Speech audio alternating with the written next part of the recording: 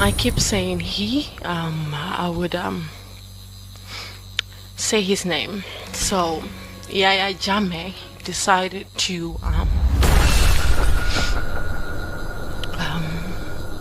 penetrate me, but before he did, he took out a needle from his pocket and he injected me on my arm. He said, "Let's see if you are a virgin." And swear to God, I was scared. He held my face. He pulled his pants down and he rubbed his genitals in my face.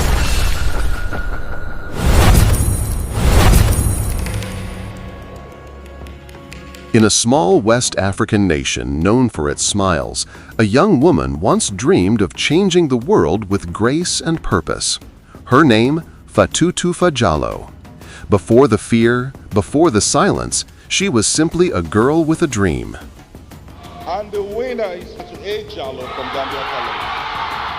Wow! I was so proud of myself. I am a crowned queen, right? That night, she became a national symbol of grace. Cameras followed her, doors opened, including one that would lead her to power itself. After her victory, Toufah was invited to meet the president, Yahya Jammeh, the Gambia's ruler for more than 2 decades. He praised her ambition and promised to help her serve her country. In a nation where power commanded fear, a young girl's trust could easily become a weapon. What began as mentorship soon felt different. Unwanted attention, late-night invitations. For the first time, the girl with a dream began to fear the man behind the power. She was celebrated across the nation, yet already trapped in a web she could not see. The crown that shone so brightly would soon cast a shadow darker than night. Remember, this is part 1 of her story. So tell us what happened when you arrived there. My bags and my phones were taken as usual. I got in with Jimby, and this time around we waited for 2 hours before he came in the room.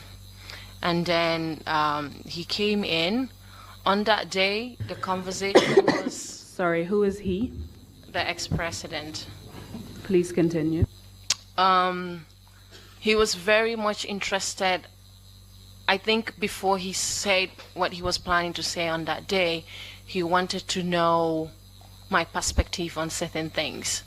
On that day, he was interested in what I think about the APRC, and also if my father was part of any political party. He was also interested in if I listened to Fatou radio and if I listened to the Freedom Panderi, to which I replied to him that I do not listen to that, and I hardly have data on my phone.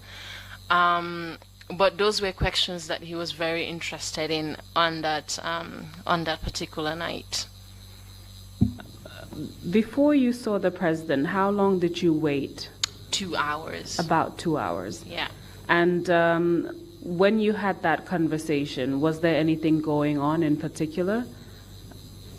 What was the purpose of your visit, or was it over a meal, or were you just sitting in the living room watching TV? What was the So setting? it was on the basis of the last time. Remember when he said that I will get money for the project, but he will call me to come and get the money. So this day was apparently the day that I was supposed to receive the money for the project. So that's what I was there for. But again, the TV was on and we were having this whole other conversation. Yeah. So apart from asking you questions about your political support or affiliation, including that of your family, as well as asking if you listen to or frequent Fatou Network, Freedom Newspaper, what else did he talk about? He did go back to my age again. Am I sure that I am the age that I say I am? he then also went on to ask, what do I think of marriage? And we also got into, I remember, conversations around feminism and, what do I think about it? And in between that, a call was also made. It's either he called the wife or the wife called him, and they were on the phone. The same normal exchanges of good night. I don't know where she was. They spoke on the phone, and then he hung up the phone. And when he hung up the phone casually, he said to me, okay, let's get this over it. Would you want to marry me? Right? Also, as casual as Yahya Jammeh can be. So I didn't ask him, as in, you mean to marry you? He said yes. Now, as a lot of people, the expectation in this moment is I'm supposed to be excited. There is no way that this was not the best news of my life. The dynamics here of what put me back, it's not because someone wanted to marry me. It's because from the very second that I walked into a room with Yahya Jammeh, he did not in any shape or form show me that he is interested in me, he likes me, or said anything in that regard. From the very second we interacted, he showed me that he was a father. A father figure is what he showed me, and I've gotten comfortable around him within that perimeter. So when he asked me if he wanted to marry me, in order to be excited, in order to want to, it must have been something that I have processed along the way or seen along the way. But I was set aback because a father has just broken what it is that we have kind of built. So I thought it was a joke, and I thought, oh, maybe he's testing me. Because Yahya Jammeh has told me time and time again to not concentrate on men, to not mind men, to concentrate on my career and my education. So to me, I thought it was a test, especially after immediately from talking with his wife. He went on to say that, but you're beautiful. And then I realized, okay, he actually meant what he said. I said to him, I do not want to get married right now. And it's not because of you or anyone, is that I do not intend to be married at this age.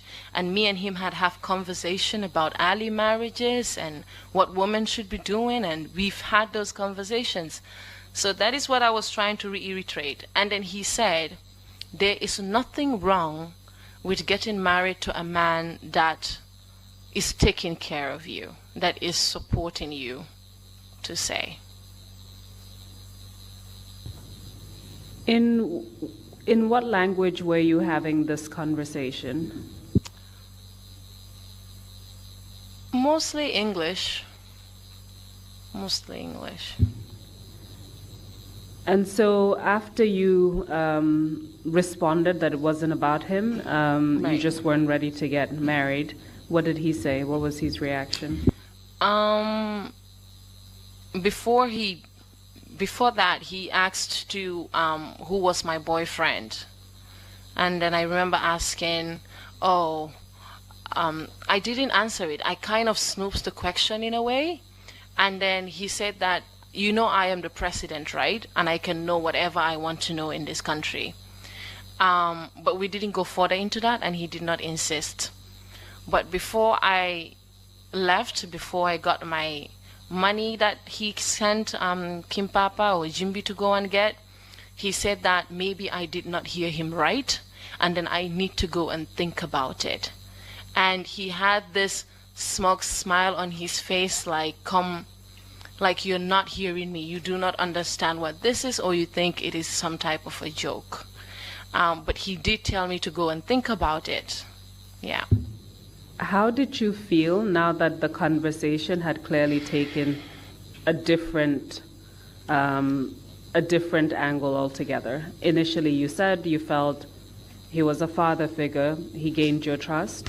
Right. There are a few things that maybe made you apprehensive along the way, but Right. you were still comfortable. At this point, having had a marriage proposal made and questions being asked about whether you have a boyfriend and the fact that you were told, go and think about it, how did you feel at that point?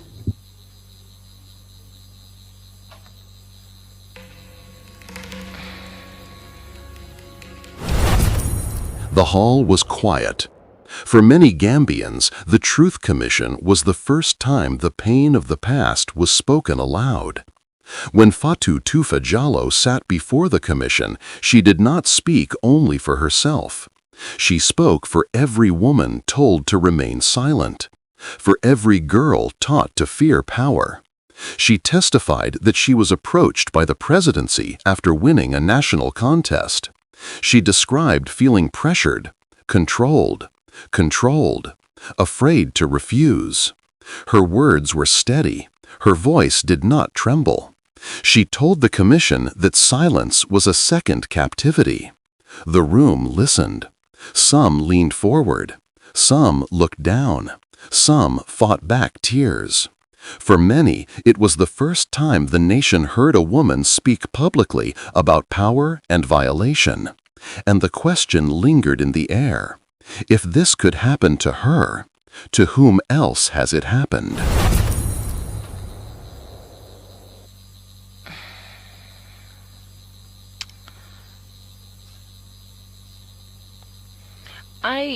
I kind of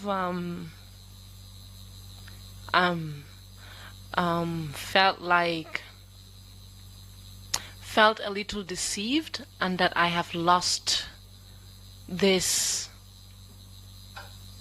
father figure sentiment in a way, because deep down, no matter what I told myself, deep down I understood that whatever it is that I thought this was, or whatever it is that I built this around, is not what it is. And there was so much trust and so much confidence. So in that moment, it was just like, oh, to summarize it, I was disappointed, but that was me deep down. But on the outside, I was trying to convince myself, and I said to myself, oh, like, he's just testing you. He just wants to see, if you are having an interest, if what he's been telling you has been getting into your head, or that's what I did tell myself. So there was this two sides to what I was feeling. So after this conversation, you said either Jimbe or King Papa, someone gave you the money that had been promised to you for your project. Right. Do you recall how much money was given to you?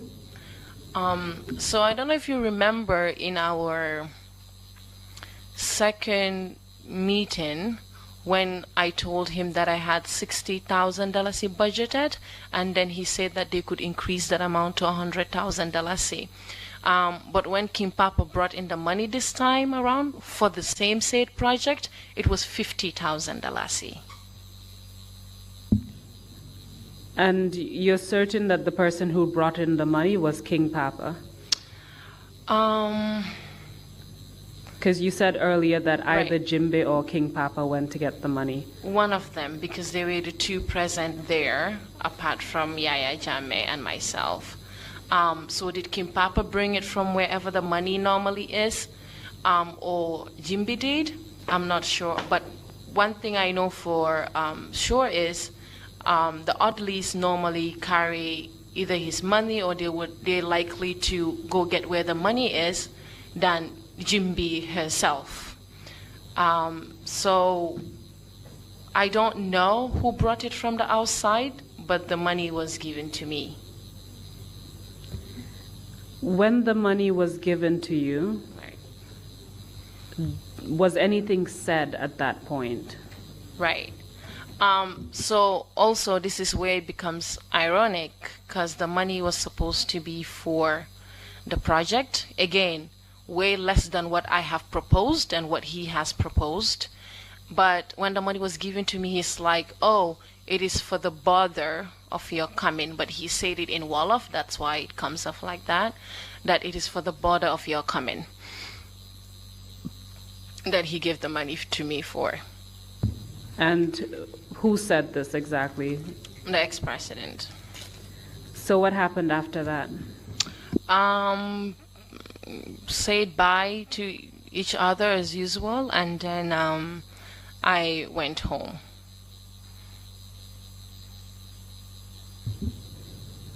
Do you recall who took you home that night? Landing Sanya. Did anything else happen that night? That night when I left to go home? No, nothing happened. When you went home, either that night or the next day, did you inform your parents of the proposal, the marriage proposal that the president had made to you? I never did, because I never took it seriously and I never had interest in it. So I did not share that information with my mom or my dad. And I also know how my mom would react to an information like that. So you didn't tell your parents. Did you tell anyone else about this? No, my parents are the closest to me. If I did not tell them, I wouldn't tell anyone else. So what happened in the days after that proposal? The days after that is when it started to get a little bit weird. So I remember my friend Absa calling me and telling me, it's so hard to reach you. Whenever I call you, there's always this gushing line, or it seems like it connects back to something and then connects right back to you. I felt like I was being followed. I didn't think at the time I was being followed because I was of any kind of threat. I just thought that what he had told me, he's trying to make sure that I am not in the premises of the Gambia College talking about President B said this, President B said he wants to marry me. I remember vividly an English teacher of mine at the college called Mr. Fane. In his office, I would sit there and I would tell him to come out of the office and peep, because there's this car that I felt like was following me and was standing there the whole time. And when I come out to go home, this car moves as well. And I remember him telling me, I think you're just paranoid. I think you're paranoid. And I remember telling that Mr. Fane, something very weird happened between me and the president. I did not tell him that he has proposed to me, or he said that he would want to marry me. Did he mean that? I don't know. Did he say it as a way of making me feel important in that moment? I do not know. I could not gauge the sincerity of that statement. But the following days has been that it's either I was paranoid and I was all in my head, or it was actually happening. What kind of vehicle was following you around? Can you describe it? A black car. Was there anything particular about it? It wouldn't normally have a number plate. That is the only distinction to it. Was it a big car or a small car? It was a Jeep. And do you by any chance remember the model of the car? No. So you said you pointed that out to the Mr. Fane? Mr. Fane, yeah. Mr. Fane. Where else did you see a vehicle like that following you around?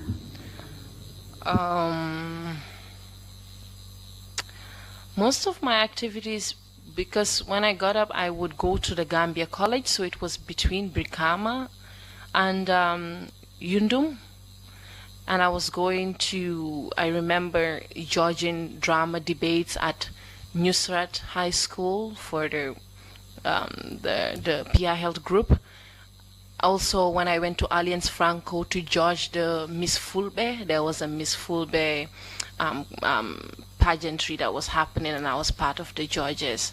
So, but it was mostly around that. It's either I am going to mentor some of the the young ones that I seniored in Nusret, or I was between Alliance Franco, or but mostly at Nusret and Gambia College and Yundum. Yeah. So how many days after the president proposed marriage did you hear from either him or Jammeh or anyone else at State House? So I did hear from Jammeh. After that happened in the last week of May, I think it was the beginning of June, Jammeh said that she wanted to show me something. Now this is after the proposal has been made. I went with Jammeh. Jammeh took me to one of the AU villas. I've never been there before. And we got off the car and she pointed out a home that we got into. The gate was open. There was a monkey in one of the trees in the home. And then she said to me something around like, this will be your home. And I said, okay. And she said, this will be your home. It's very private. And a car. And I said, okay. But he said, so why are you not happy? And I told Jammeh that I told you and I told the president I do not want to get married. I would appreciate the home. I don't have an, if you give it to me, I will take it. If you give me the car too, I will take it. But that I need to get that on the circumstance of marrying, that is not something I want to do. And for the first time, Jammeh actually, not indirectly, not pretending not to be in the know-how, said to me and asked, what is wrong with you? And she said it from in Wolof, lan mo la jot. Do you know how many people will kill to get this opportunity, right? And so she was a bit mad about that. When the president made the marriage proposal, the evening that you were at State House, was anyone present at that time? Were Jammeh or King Papa present when the marriage proposal was made? Jammeh had gone out earlier to get, she said she was going to do something, or she had an engagement of some sort, but she came back. When that conversation about the marriage was happening, Jammeh was present. King Papa was not present. But after that night, the first time that you had this conversation with her was when she took you on tour to see the AU villa? After that night, yes. So after you, after she reacted the way she did, basically asking what's wrong with you, what happened next? She then said that Landing should take me home. And I got into the car. She got into the car that brought her back to Banjul. And for the first time again, Landing is saying something to me in regards to anything related to this scene. So Landing asked me, Yangi fine, like, are you all right? I said yes. Then Landing said to me, all I can tell you is to be very careful. Jammeh is a very powerful person at the State House. That was all he said. I do not know what that statement meant or what he was trying to get to. But he did tell me to be careful and that Jammeh is a very powerful person in the State House. So up until that point, your understanding of the house and the car was that you would get that if you married the president? Yes, it was not being given to me on that day. It was showing me that this is what is available. What is possible if you do say yes? Yeah. After that, you went home. Did you inform anyone about what had happened that day? No, I did not. What did you do after that? After that was when I decided to block Jammeh's number. But she can always reach me with her no caller ID anyways. So I started to kind of avoid her calls. I remember on 2-3 occasions between this time after this happened. A day she called me and the phone was ringing. My mom was in my room. I told my mom, pick the phone. My mom said, why? I said, pick it and tell her that I am sick. Another time I told my mom to pick up the phone and tell her that I was not around, that I had left the house. And my mom will always ask me, why are you avoiding Jimby's calls? And I will tell her, you know, she likes inviting me to these events. I am tired of going to these events. That's why. Another time when she actually called and I told her I was sick, this time around she did not take it. She said, what's wrong with you? You've always been sick. You're always saying you're sick. I'm going to send Landing to your house to come and take you to the hospital to check what is wrong with you, or to find you medication, because you're always sick whenever I call you now. And I told her, no, I will be fine. I will just take medication. She insisted. Landing came to my house. She picked me up. We went to RVTH in Banjul. We went for an X-ray X-ray thing that happened. And I believe that happened because when I was telling her I was sick, I told her something about my chest. Again, this was not true. It was all excuses I was making up because I did not want to go for whatever she was calling me. Because at this point, I've already established what this is about. When we got there was an Indian doctor. I did not know him. I did not interact with him. Landon did not introduce me to him, neither was he introduced to me.